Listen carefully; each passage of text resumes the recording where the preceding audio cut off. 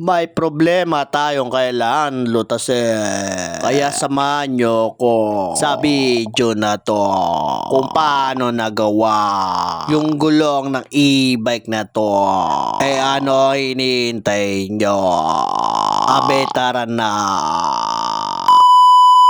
At ayun na nga, pupunta kami ngayon doon sa kabilang barangay at may nagpaparescue. Isang e-bike na plat na kailangang i-vulcanize. Kaya dinala namin sa may pagawaan at dala namin yung isang spare tire. Kaya si Kuya ay binaklas na yung nut para makuha na yung gulong at mapalitan ng bago. Pero bago ilagay yung dalang spare tire, si Kuya ay nilagyan ng tire sealant yung gulong para sa gayon di maplat yung gulong. At pagkatapos nga hinanginan yung gulong at saka ikinabi yung dala naming gulong. At nung natapos nga,